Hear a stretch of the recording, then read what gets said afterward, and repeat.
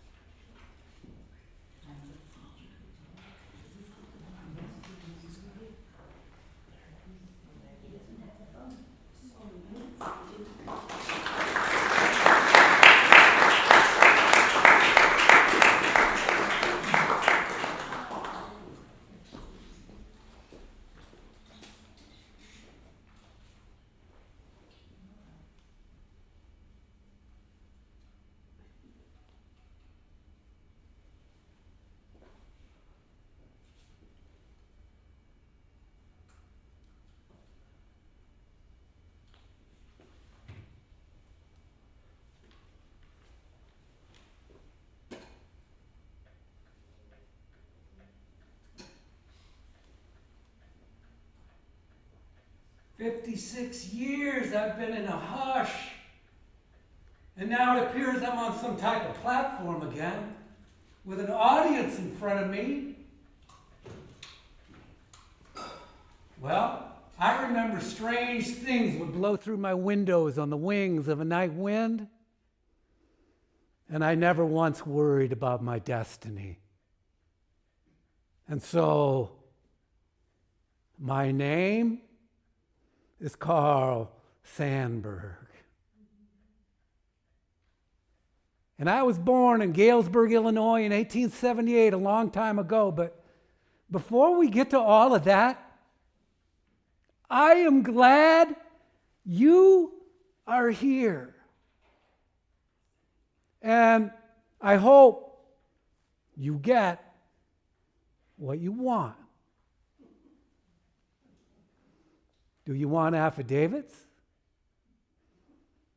There is a hole in the bottom of the sea. Do you want affidavits? Money? There is a man in the moon with money for you. Love? There are 10 dancing girls in a sea chamber off Nantucket waiting for you. Mercy? There are tall candles in Timbuktu burning penance for you.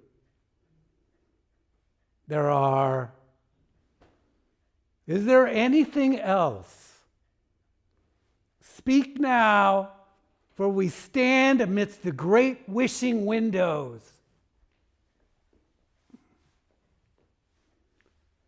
And the law says that we are free to be wishing all night long at these windows.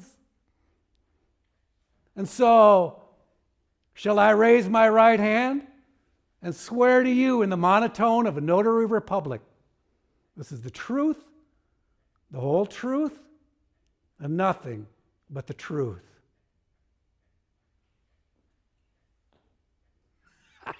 Well, with these windows wide open, let's begin. When I was coming up, I had two ambitions, to be a poet and to be an orator. And I had written a lecture on Walt Whitman titled, The Poet of Democracy. And that lecture allowed me to travel anywhere in America I wanted to go. And I wanted to go everywhere. Now, these were the days just before the advent of radio, when many town parks and city squares, they'd have a platform erected in their center. And if you could hold an audience, you could stay up there as long as you liked. I loved being on those platforms, reading, reciting my poems, sharing about the life and the works of Walt Whitman, America's greatest poet, teaching what he said about the value and the fragility of democracy. And when I was through with all that, I'd grab my guitar and I would sing and play American folk songs that I was constantly discovering. I loved it all, the people, the experiences, the travel, for I believed in what Emerson had said, that expression is half the man. And when I read that, I realized I was batting 500 nearly right out of the gate. And in those days, I did have the man or the woman who would come up and they would say to me, "Now, I don't get your poetry, Mr. Sandburg, but my son enjoys it, and I'm beginning to wonder if I'm old-fashioned." Or, "Now, I've tried to read your poetry, Mr. Sandburg, and it doesn't mean anything to me. But my daughter has studied you in college, and she has all your books, and she's trying to tell me what they're about." And so what I decided to do was, in the preface of my 5th book of poetry, titled Good Morning America, published 1928, in the preface, before all those poems, I decided that I would try to define poetry, because definitions are important and because it's poetry. And what I came up with were 38 one-sentence definitions.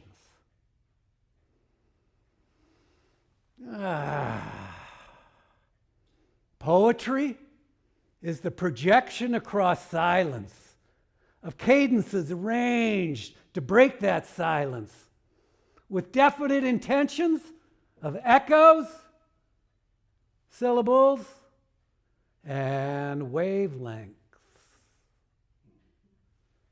Poetry is a sky dark with a wild duck migration. Poetry is a puppet show where riders of skyrockets and divers of sea fathoms, they gossip about the sixth sense and the fourth dimension. My complete book of poems, published 1950, Pulitzer. Herein are 7 books all fastened into one. Over 800 attempts, and each written between the years 1910 and 1950. And in those 40 years, the world saw World War I, the gay post-war prosperity years, the Great Depression, World War II, peace and the Cold War. It was global drama on a colossal scale. And my goal from the very beginning was to create art that spoke to the heart of humanity. And indeed, the critic and the poet, Harriet Monroe, she described it as speech torn from the heart. My first book was titled Chicago Poems, published 1916, and the city of Chicago, my city, was the subject of all those early poems. Well, this began the book, and has set my career on its way. Chicago. Hog butcher for the world. Tool maker, stacker of wheat, player with railroads, and the freight handler to the nation. Stormy, husky, brawling, city of the big shoulders. They tell me you are wicked. And I believe them, for I've seen your painted women under the gas lamps luring the farm boys. And they tell me you are crooked.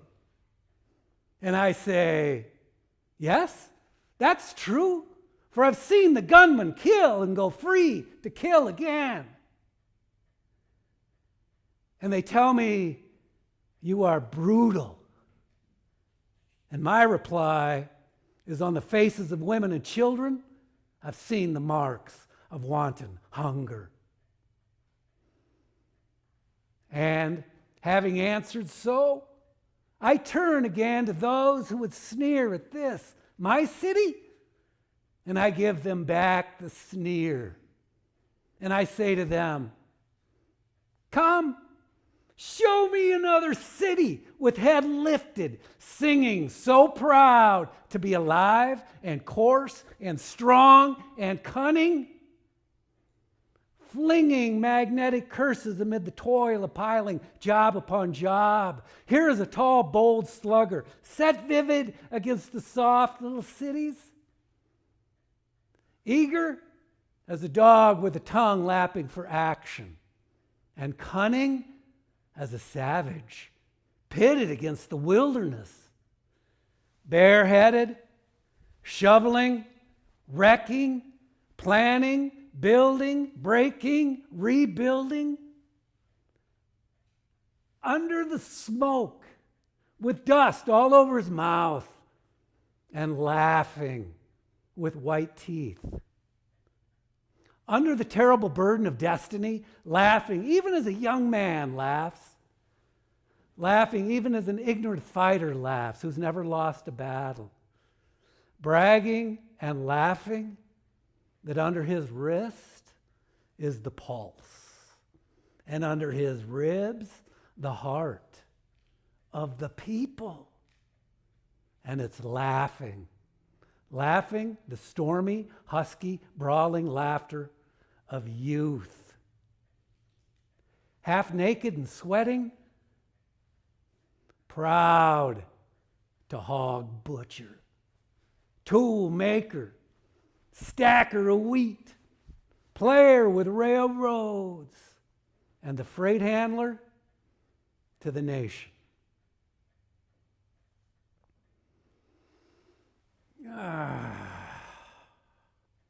Poetry is the plan for a slit in the face of a bronze fountain goat, and the pathway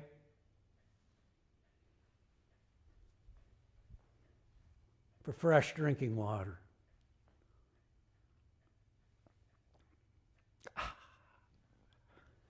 Poetry is a fossil, a rock print of a fin and a wing with an illegible oath between. Now, not long after I arrived in Chicago,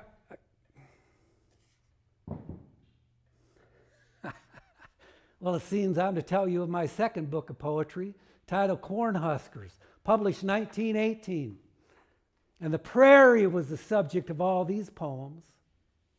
And this book was not initially that well received. The New York Times reviewer described it as melancholy. But Ben Hecht of the Chicago Daily News, he did his own review. And in full disclosure, the Daily News was my paper. They were my employer. And Ben Hecht was my friend. And still, I will never forget the day that I opened the paper and I read this. He's our Chicago bard, minstrel of our alleys, troubadour of the wheat patches outside our town, homer of our sunsets and our stockyards. There's more smoke to his song and kick to his heartbeat than Whitman ever coaxed out of his mellow, windbaggy soul. A man in love with life is Sandburg, looking at the world through his heart. The people's poet is Sandburg, poet for the great, the egg-headed public who laugh at him. To all of them, he makes love. He tells them their secrets on a banjo. There's a snarl and a whine to him, and he sometimes writes with his fists. Out of the slang of his street, in the straw brotherhood hokums, and the turkey in the straw aesthetic of his day, Sandburg is making the new poetry. He doesn't belong to any of the art movements. He's a movement all himself. He's the only genuine jazz motif in the letters of the day. A motif sonorous and quick, brazen and elusive, the ache of crude passions, the snort of crude laughters, the caress of strong hands. These make love to you out of the poetry of Carl Sandburg.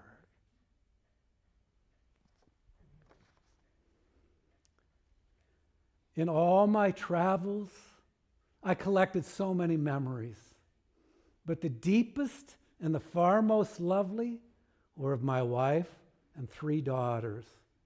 With my family, I had bushels and bushels of extraordinary memories. Memories you can flick me and sting me. Memories you can hold me even and smooth. One memory that held me so for 59 years was named Lillian Steichen. Now Jesus wept. Voltaire smiled. William Morris worked. But Sandburg Steichen, we flung the world 20,000 beautiful, vibrating, fleeting, indomitable, and happy lovebirds.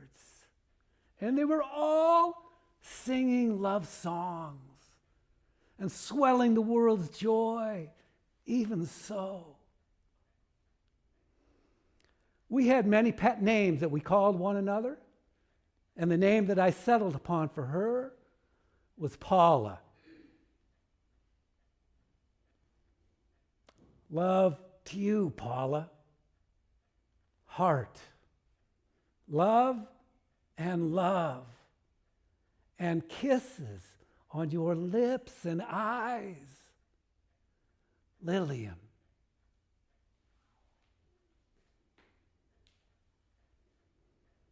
And I made sure that I never forgot the occasion of the celebration of her birth.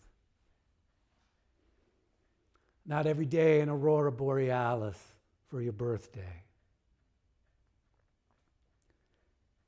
It is because I love you that I give you a birthday present. The Aurora Borealis. It was a long trip carrying the Aurora Borealis to you. Slippery is the Aurora Borealis.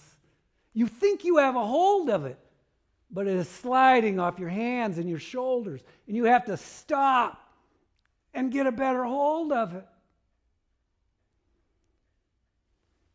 Many times it came near getting away from me, but I struggled with it, and I kept on struggling until I laid on your doorstep, on your front porch, stretching high into the sky, that fine, tall stack of shimmering and swimmering lights, that good old reliable Aurora Borealis. And if you tell me you would like another Aurora Borealis, then I will go where the Aurora Borealises grow, and I will struggle and keep on struggling until I lay on your doorstep, on your front porch, one more Aurora Borealis to show I love you. And if you write to me and say you would like a big rainbow, fresh off the sky,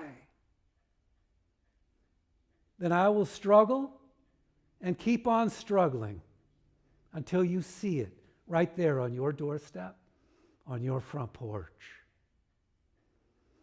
You can see that I'm a struggler. Any day, ready any day to struggle on, to show I love you.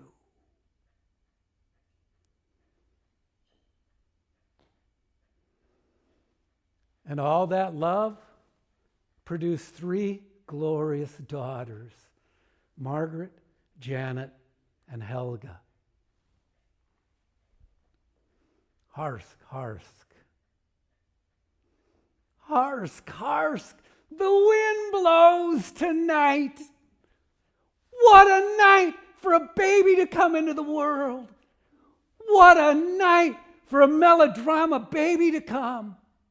With his father wondering and his mother wondering what the years will bring on their little stork feet, until a year when this very baby might be saying on some storm night with a melodrama baby being born, what a night for a baby to come into the world. Harsk, harsk, the wind blows tonight. 2.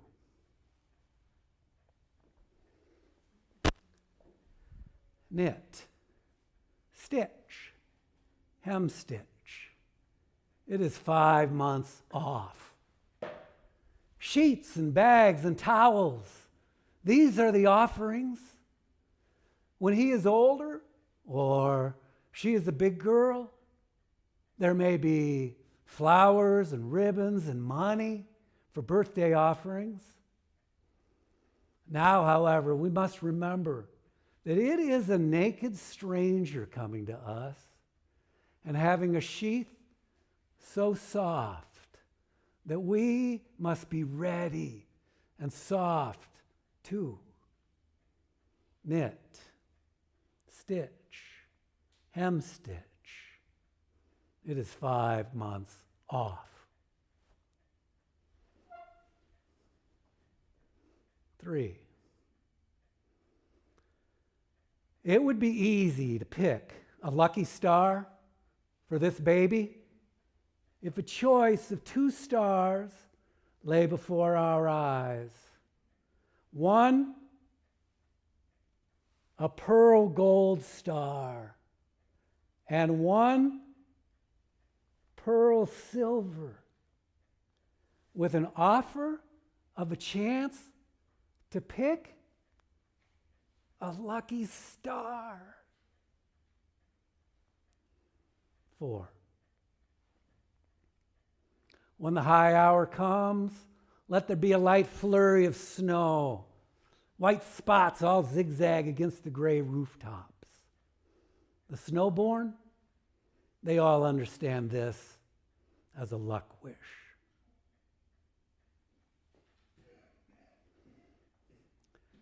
With my family, I had bushels and bushels of extraordinary memories. But life, as it is, has the other side of it too. Memories, you can flick me and sting me. One memory that gave our family a tremendous flick and years of painful stings, it had to do with our firstborn, Margaret. Now, Margaret was a glorious girl. She loved life. She loved learning. She was the star pupil in the new Montessori School of Instruction. But at about the age of 9, it became very apparent that something was terribly wrong. She began to have seizures, violent convulsions where she'd fall to the floor, instantly becoming unconscious and writhe about wildly, with her eyes all rolled up in the back of her head, gnashing her teeth, and foam coming out of the sides of her mouth and her nostrils. And this would go on for 2 or 3 brutal minutes, with her father and her mother completely helpless. And maybe this wouldn't return for 3 weeks. And maybe it would be back the next day. And maybe some days were absolutely awful. At one point, she lost 15 pounds in 2 weeks. It was what later would be diagnosed as epilepsy. Dear Margaret, dear Margaret, this is just a little letter from your daddy to say he thinks about you hours and hours. And he knows there was never a princess nor a fairy worth so much love. We are going on a long journey and a difficult fight. You, Mother, and Daddy, and we are going to go on slowly, quietly, hand in hand, the 3 of us, and never giving up. And so we are going to win slowly, quietly, hand in hand. We are going to win. Love, Daddy.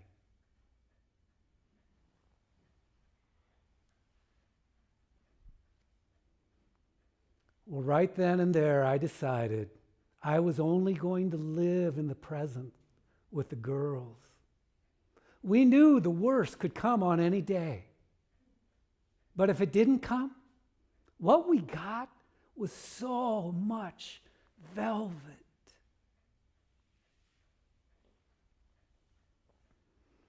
Every beautiful thing I know is ephemeral. With Janet and Margaret, I am ready for anything all of the time. Every day they come home, I take as a day snatched from death. And I think of how they die every week. The young Margaret, the young Janet learning to talk a year ago is dead and gone. The young Margaret learning to talk 3 years ago is dead and gone. And she's replaced by an endless chatterer. Every beautiful thing I know is ephemeral, a thing of a moment. Life is a series of things that vanish. I lost 2 brothers to diphtheria, and we had a double funeral on a bitter winter day when I was a boy. I buried a child who had not lived long enough to be named. We're such little things. And so I reckon the girls, they're on a loan. And they're only on a loan. They come out of nowhere, and they'll go back to nowhere. Babbling, wild, flying. They die every day like a flower shedding petals. And then they come on again.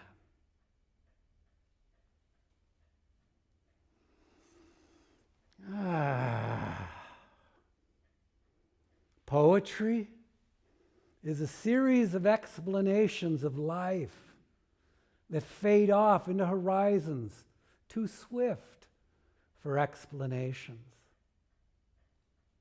Poetry is an echo seeking a shadow dancer to be a partner.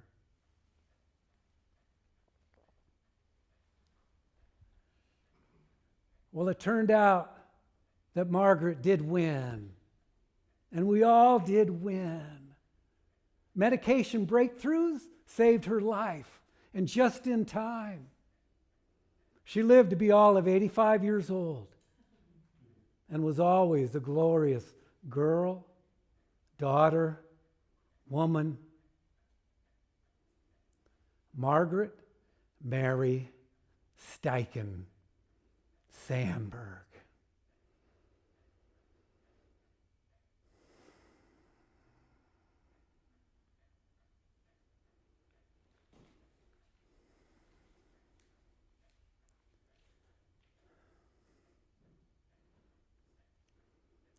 Well, it was about the same time, actually before Margaret got so sick, that I was on the road and writing the Rootabaga stories, published 1922, and Rootabaga Pigeons, 1923. And I wrote these for my girls who were far from me, but I wanted them to have some type of new American literature, fairy tale equivalent of elves and gnomes. And what I ended up with were nonsense stories with a lot of American fooling in them. Stories such as how Gimme the Axe, how we found out about the Zigzag Railroad and who made it zigzag. Or the story of Blixie Bimber and the power of the gold buckskin whincher. Or Slipfoot and how he nearly always never gets what he goes after. Or Pig Wisps. Now these stories, these books were popular for decades and decades. And I am aware that I am standing in the sanctuary of a house of worship that was designed by my friend Frank Lloyd Wright. He used to say he liked to read them just before bedtime. He said they fill the long felt want. Poetry. And later, after Pigeons came out, he wrote to me and said, now all those children born in the Midwest in the next 100 years. They're all peeping at you right now, Carl, through little pink fingers, knowing that in these beauties, they found great friends. I was a writer my entire life, and there was never a period of time when I was more alive and open and free to use all my full and free imagination as when I wrote these stories. And sometimes I believe that as time moves on and all my work fades out, there may be 2 or 3 Rootabaga stories still standing. You know, it's been 56 years since I've read a story, and I believe I would like to read a Rootabaga story. May I read you a Rootabaga story? Yeah. Fantastic. Let's do one that was always a favorite of mine, and the girls as well. Titled, Pig Wisps. There was an oyster king in the South who knew how to open oysters and pick out the pearls. He grew rich, and all kinds of money came rolling in on him because he was a great oyster opener and he knew how to pick out the pearls. The son of this oyster king was named Shovel-Ears, and it was hard for him to remember. He knows how to open oysters, but he forgets to pick out the pearls, said the father of Shovel-Ears. He's learning to remember worse and worse and to forget better and better, said the father of Shovel-Ears. Now in that same place, far in the south, was a little girl with 2 braids of hair twisted down her back and a sweet young face saying, "Here we come. Where from?" And her mother called her Pig Wisps. Twice a week, Pig Wisps ran to the butcher shop for a soup bone. Before starting, she crossed her fingers, and then the whole way to the butcher shop, she kept her fingers crossed.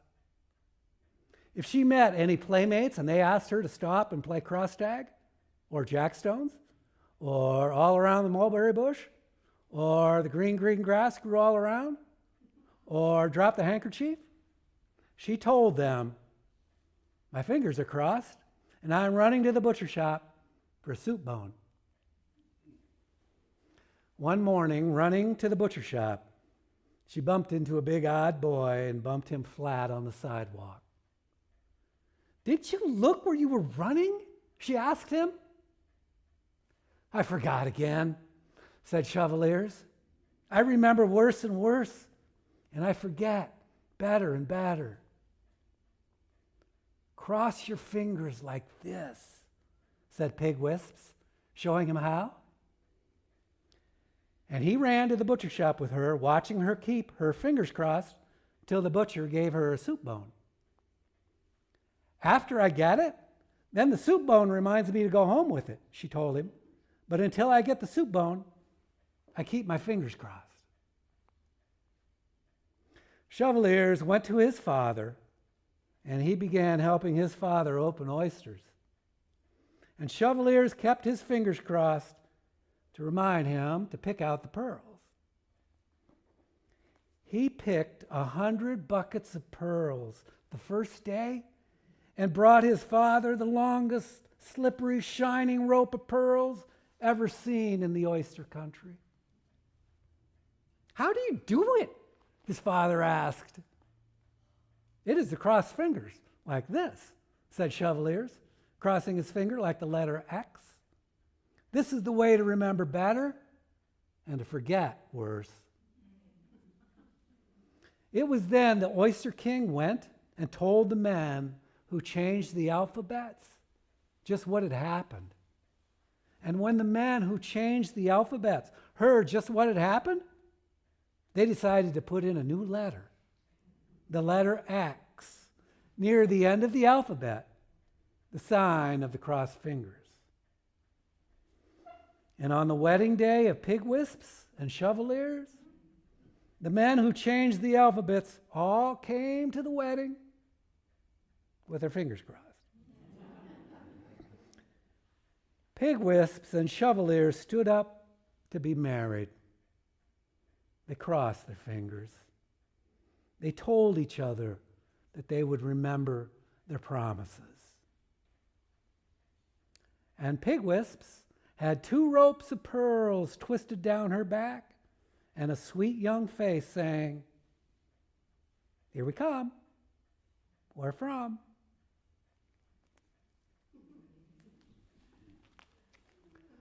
Children need good books for their free imaginations.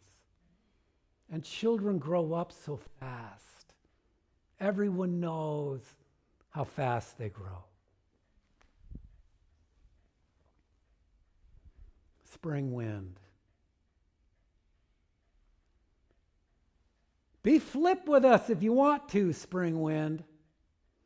Be joyful and make us sniff at your slow secrets.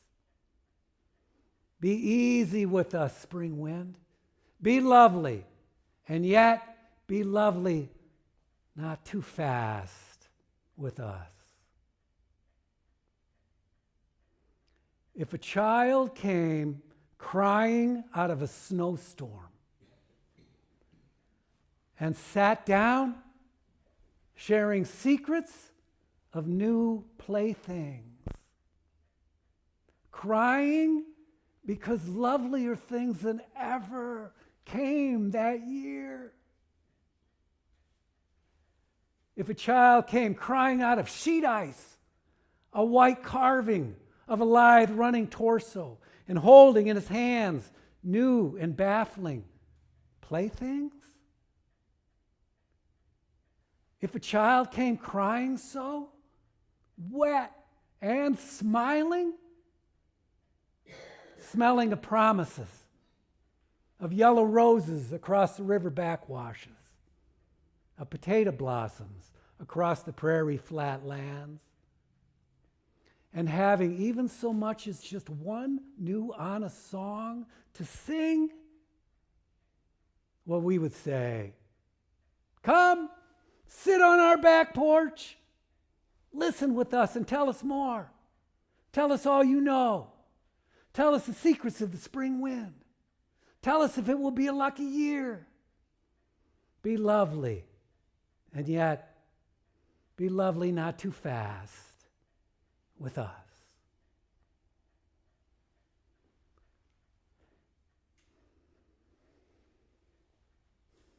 Well, I'm beginning to have that feeling I used to have up on the platforms now and then, that maybe I might be talking just a little bit too much. And it was always a good time to change the gearing with some music and that guitar.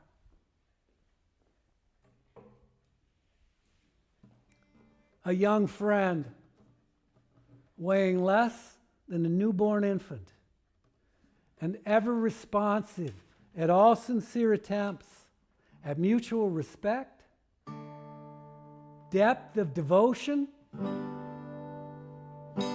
or love gone right off the deep end.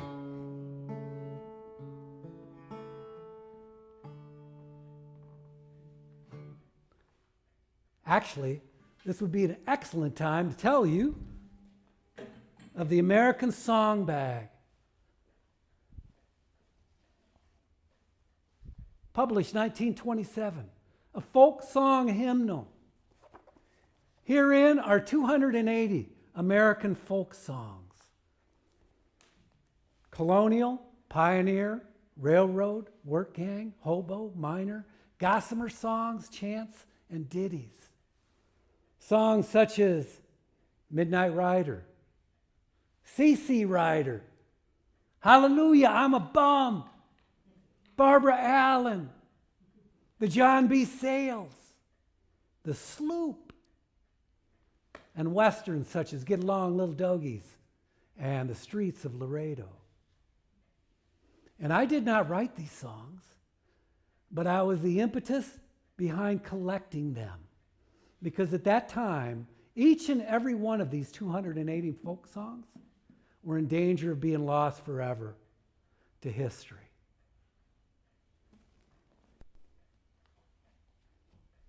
I know. Let's do a song I never tired of singing and playing. You might remember this. The Red River Valley.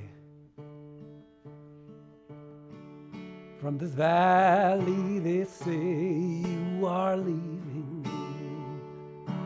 I shall miss your bright eyes and sweet smile, for they tell me you're taking the sunshine that has brightened our paths for a while. Come and sit by my side if you love me. Do not hasten to bid me adieu.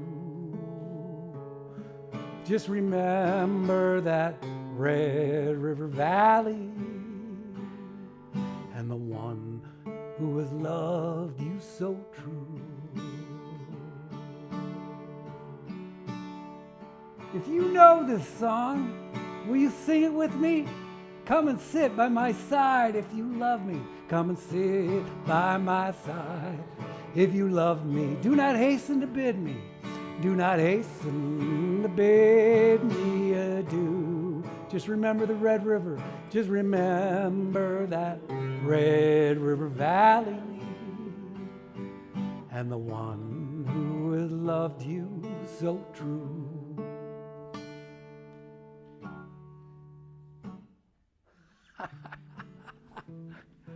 What a song. And that song made it into that book because it, like all of the rest, did not have a copyright. And each of those American folk songs were in danger of being lost forever to America. I know. Let's do Jesse James. No doubt you know the story of Jesse James.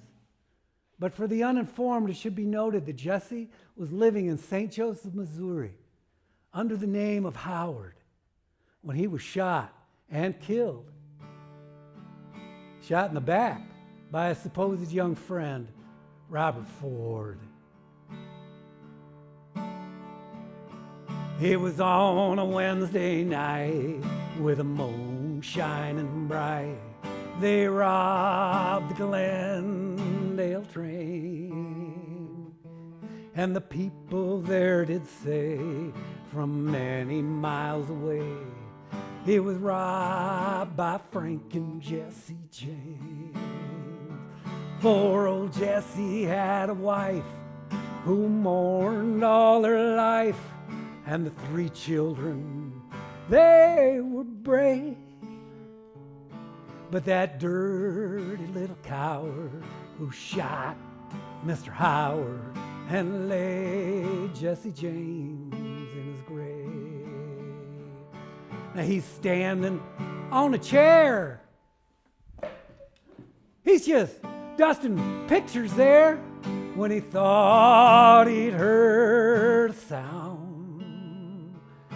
And when he turned his head around, while that bullet smacked him down and laid poor Jesse on the floor. And all the people, they held their breath when they learned of Jesse's death, and they wondered how he came to fall. Well, it was Robert Ford, in fact, who'd shot him in the back while he hung a picture on the wall. For old Jesse had a wife who mourned all her life, and the 3 children, they were brave. But that dirty little coward who shot Mr. Howard and laid Jesse James in his grave.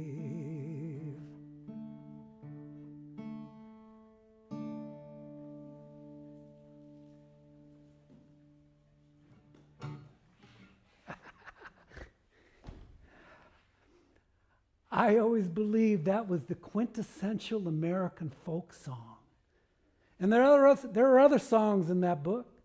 There are Irish songs, Mexican songs, Chinese songs, but they're Irish American, Mexican American, Chinese American. My parents themselves were first generation immigrants from Sweden. All my life, America meant everything to me. Well, I always used to follow Jesse James by saying, I believe it's time for a brief intermission. Let's be back in 10 minutes. You're on the clock.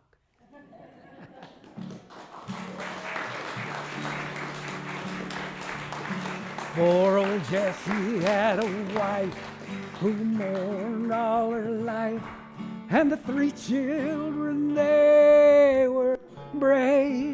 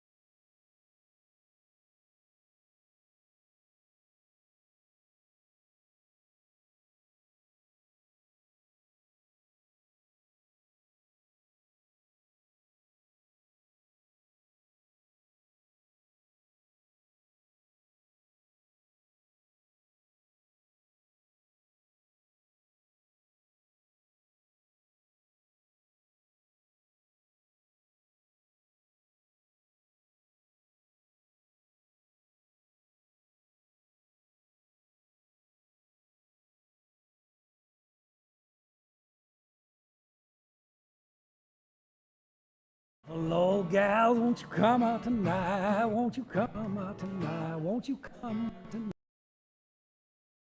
Won't you come out tonight and dance to the light of the moon? Buffalo gals, won't you come out tonight? Won't you come out tonight? Won't you come out tonight? Buffalo gals, won't you come out tonight and dance to the light of the moon? I danced with the girl with the hole in her stocking. Her knees were knocking, big toe through her stocking. I danced with the girl with the hole in her stocking. We danced by the light of the moon. Oh, Buffalo gals, won't you come out tonight? Won't you come out tonight? Won't you come out tonight? Buffalo gals, won't you come out tonight and dance to the light of the moon?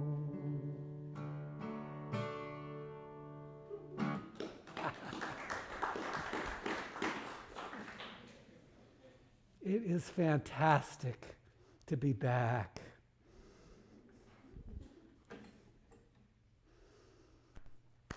So I wanted to tell you of other interesting relationships that I had with other American poets. As I mentioned earlier, I had a very special connection with Walt Whitman. You might say, he was my captain? Oh, my captain. It was from Walt Whitman that I learned social idealism. I learned of the value and the fragility of democracy. I learned of the life of the soul. And I learned to read and write free verse. For America's greatest poet was known as the father of free verse. Now, Robert Frost was a colleague, and he was someone with whom I had the utmost respect, and he for me. But he was not a fan of free verse. Robert Frost completely mastered his craft of structure and rhythm and meter and rhyme. The author of The Road Not Taken. You remember of two roads that diverge in a yellow wood? Just that singular poem itself has made all the difference. Now, we were always friendly with one another, and as people like that will do, we would tease each other now and then. And once, after I introduced him at a banquet, he came up to the podium and he looked over at me and he smiled and said, "Now I would rather play tennis with the net all the way down than write free verse." That's perfect. Robert Frost's poems are read by strong men and farmers, thieves, and deacons. Now, I never had a chance to meet Emily Dickinson. She died in 1886 at just the age of 55 at her Amherst, Massachusetts home. And well, I was just a boy of 8 in Galesburg. But she guided and instructed me. She was the one who taught me that hope is a thing with feathers that perches in the soul. Emily Dickinson pared poetry down to its essence. And once, on a moonlit night, I walked with Robert Frost past her Amherst home, and after going inside and meeting Mrs. Bingham, well, I was a little spellbound at her answers to my questions and at her questions she put to me. Now, along with American poets, I was more than a little intrigued with one American president, as you can see from these 6 volumes. Abraham Lincoln, The Prairie Years, 1926. The war years, 1939, Pulitzer. And the first thing that I tried to do was try to separate the man from the myth. Because almost immediately after he was assassinated, he became mythicized. Abraham Lincoln, the Prairie Years. Almost, there were times when children and dreamers, they would look to Abraham Lincoln and they lazily let their eyelids half shut. And they half imagined him to be some type of tall horse or a chestnut tree or a rangy horse or a big wagon or a log barn full of new mown hay. There was something else or more of a man, a lawyer, a Republican candidate with principles, a prominent citizen. There was something spreading, elusive, and mysterious. He was the strange friend, and he was the friendly stranger. Abraham Lincoln was the mastermind of an awful civil war. There are over 1 million words on record that he wrote or spoke, and nearly all of it would hold good for the present hour. Lincoln understood the balances required in a democracy between freedom and responsibility. He wrote and spoke the word responsibility nearly as often as he wrote and spoke the word freedom. You cannot have one without the other. Lincoln had such a wide array of human personality. He understood everything, it seemed, in the human pageant. He had an exquisite sense of justice. Abraham Lincoln had an exquisite sense of justice. He was practical, and yet he was a dreamer.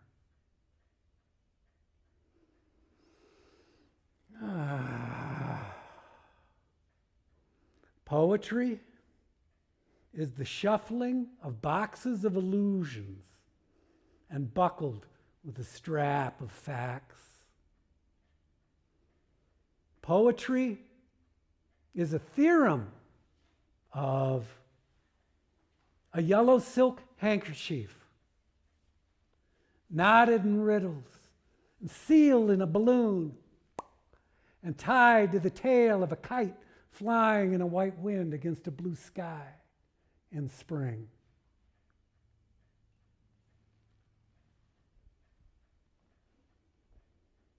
Well, just as there are boxes and kites,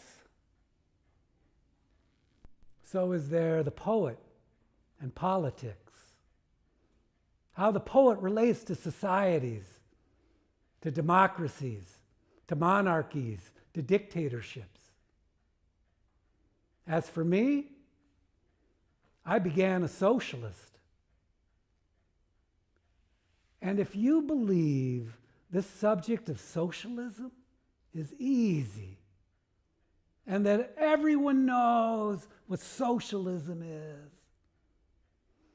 then sit with me and we'll open to the S's in the Britannica, where we'll find that there have been as many varieties of socialists as there are wild birds that fly in the woods.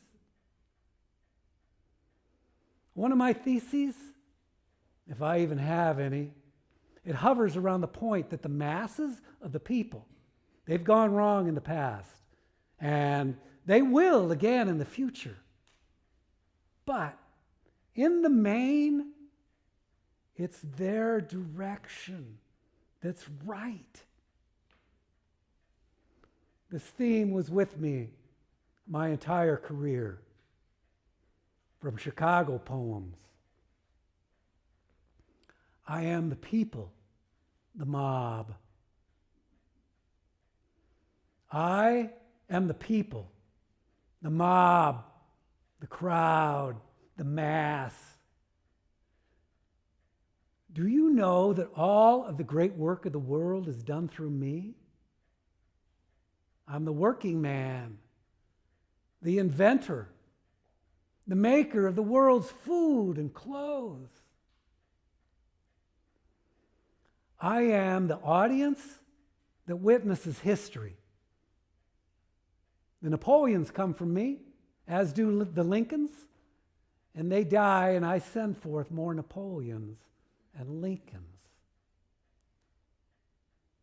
I am the seed ground.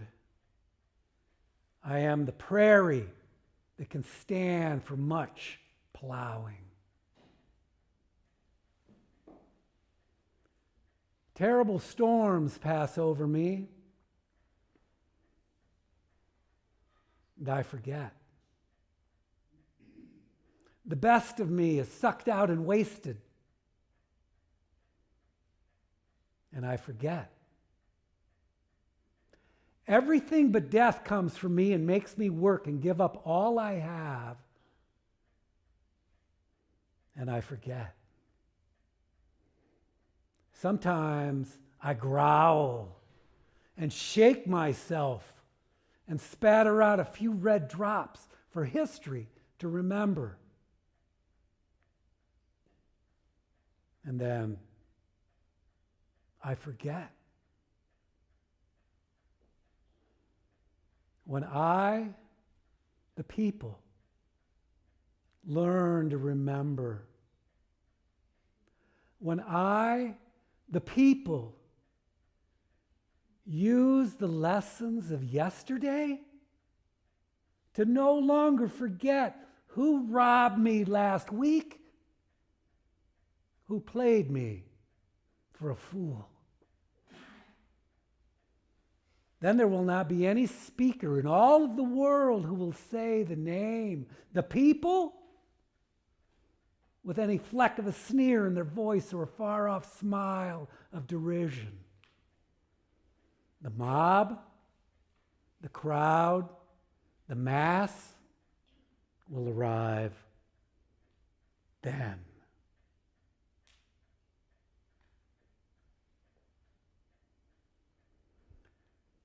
That published 1916. 20 years later, I wrote the longest book of verse I'd ever written. The People, Yes. The People, Yes, number 9. A father sees his son nearing manhood. What shall he say to that son?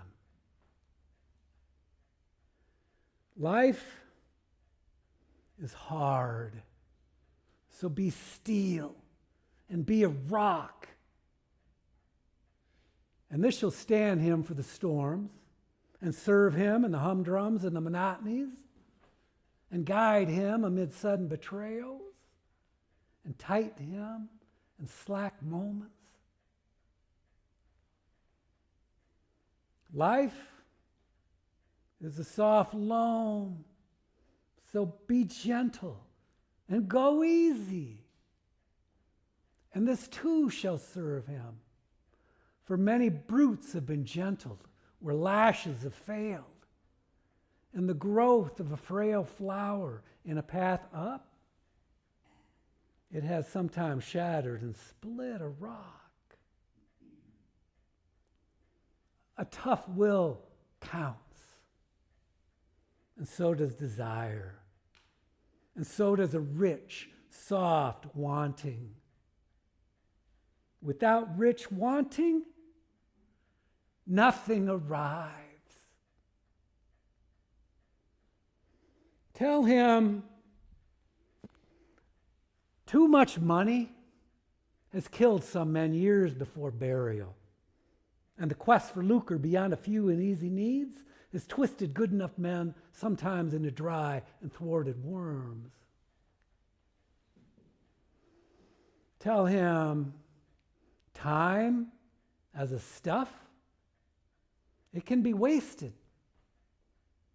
And tell him to be a fool every now and then, and to have no shame over having been a fool, and yet learning something out of every folly, and hoping to repeat none of the cheap follies, and thus arriving at an intimate understanding in a world numbering many fools.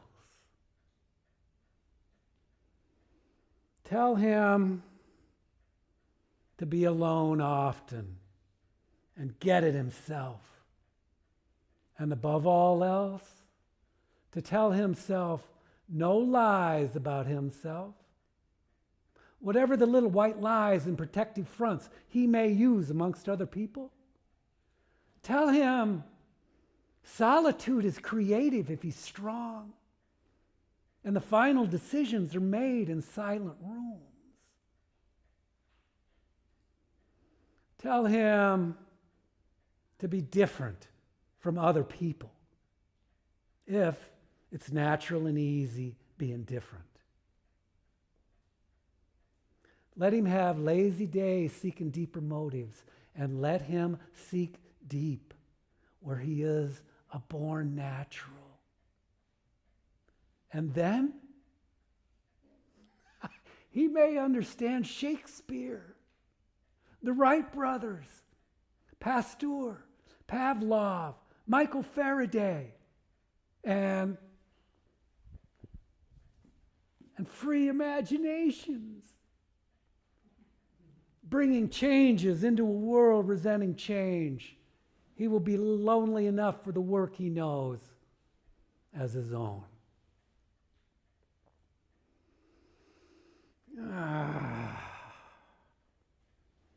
Poetry is the pack sack of invisible keepsakes. Poetry is a mystic and a sensuous mathematics of fire, smokestacks, waffles, pansies, people, and purple sunsets.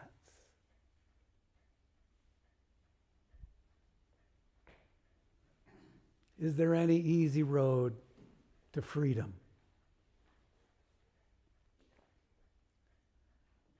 A relentless man loved France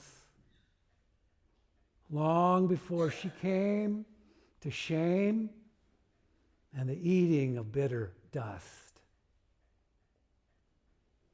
Loving her as mother and torch, as bone of his kith and kin.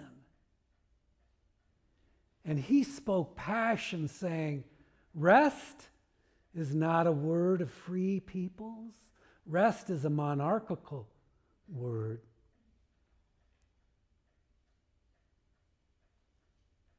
A relentless Russian loved Russia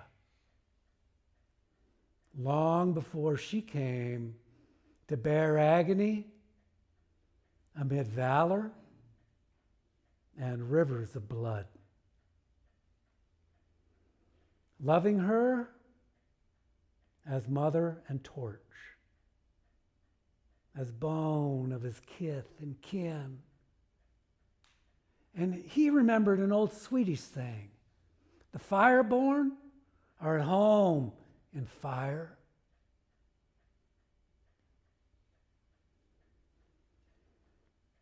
A Kentucky-born Illinoisan found himself, by journey through shadows and prayer, the chief magistrate of the American people, and pleading in words close to low whispers, my fellow citizens, we cannot escape history. The fiery trial through which we pass shall light us down in honor or dishonor to the latest generation. We shall nobly save or meanly lose the last best hope on earth. 4 little words come worth studying over. We must disenthrall ourselves. But what is a thrall? And who are thralls? Men tied down? Or men doped? Or men drowsy? He had hoped to see them shake themselves loose and so be disenthralled. There are freedom shouters and there are freedom whisperers. Both may serve. Have you been too silent? Is there an easy crime of silence? Is there any easy road to freedom?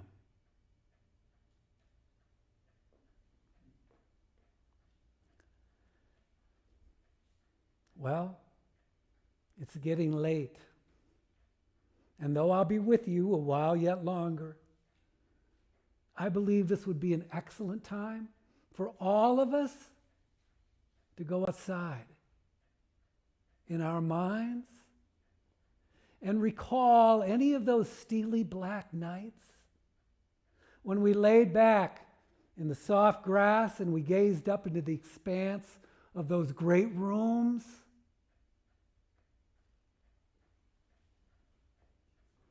We have gone through great rooms together. And when upon the dark steel came the rows of milky mist and a spray of stars, bunches and squares and spatters of stars. And we counted those stars, one by one, 1,000,000 and 1,000,000. And we remembered those stars as fishermen remember fish, as bees remember blossoms, and as crops remember rains. And these were rooms too, we can so reckon. We can always say that we have been through great rooms together.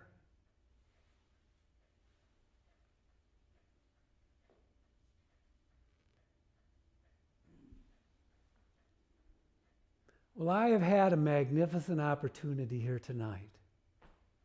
And whoever you are, and however it is that you came to be here, I appreciate you. And we've spoken on the many different subjects of reading and writing poetry, but not yet on the subject of time, the granddaddy of them all. I'll say this: the gong of time.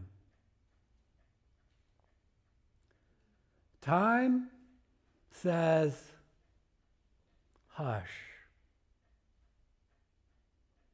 By the gong of time, you live.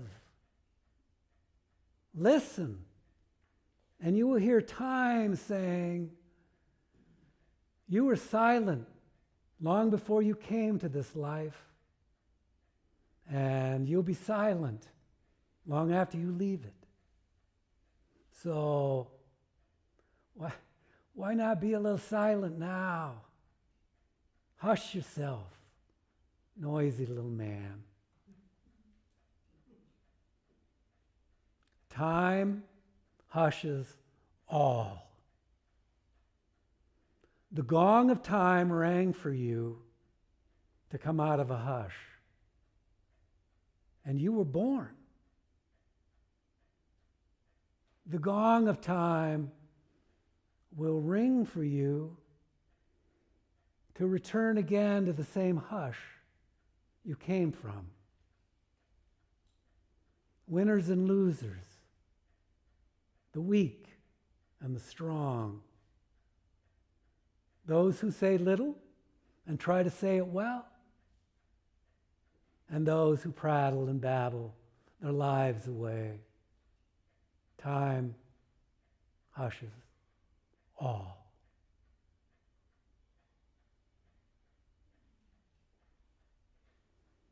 When I was 79, I once told a reporter I would probably die propped up in bed trying to write a poem about America. And I used to say, sing one song if I die. Sing John Brown's Body, or shout all over God's heaven. Or better yet, sing nothing at all. Death comes once. Let it be easy.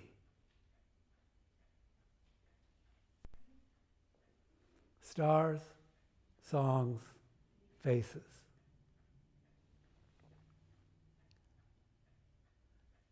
Gather the stars if you wish it so. Gather the songs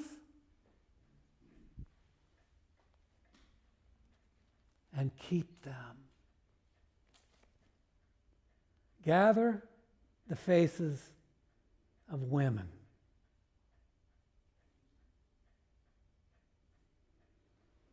Gather for keeping years and years. And then loosen your hands. Let go. Say goodbye.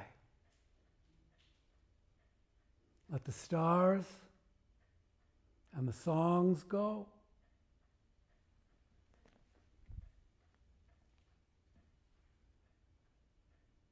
Let the faces and the years go. Loosen your hands and say goodbye.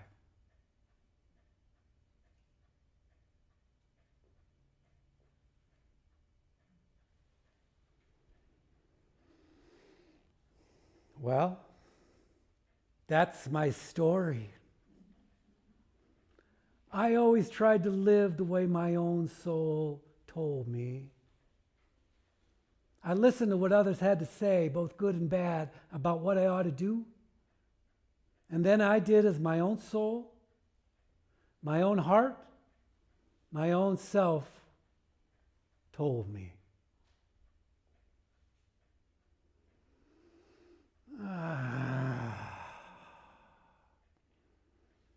Poetry is the opening and closing of a door,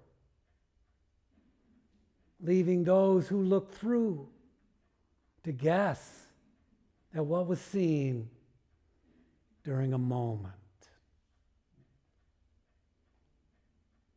Poetry is the capture of a picture or a song or a flare in a deliberate prism of words.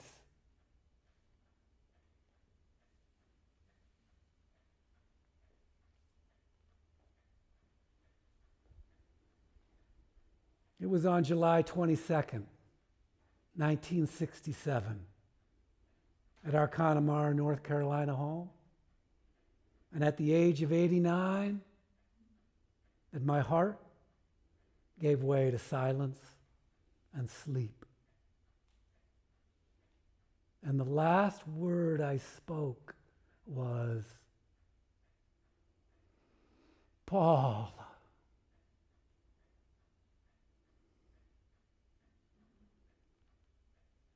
And it was my Paula who said this at my memorial. He slowly breathed away. He had a beautiful passing. He now belongs to the world.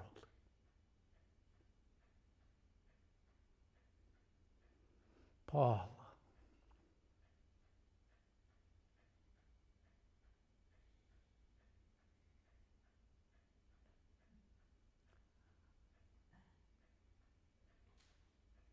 And it was from that time until about 90 minutes ago that I have been in a hush.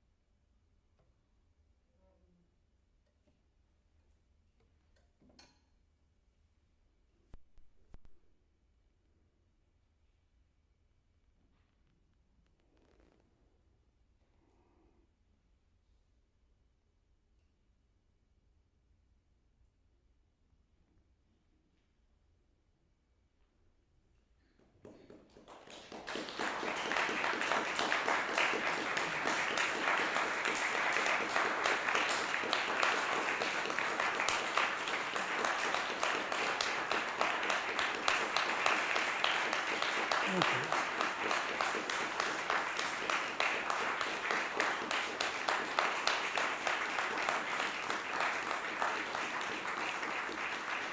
Thank you very much.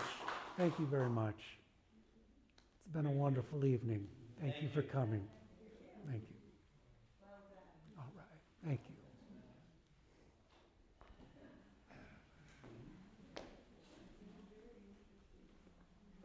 Thank you for coming. Thank you. Thank you. Very nice. All right. Thank you for coming. Thank you, Chris. Nice to see you. All right. Hey.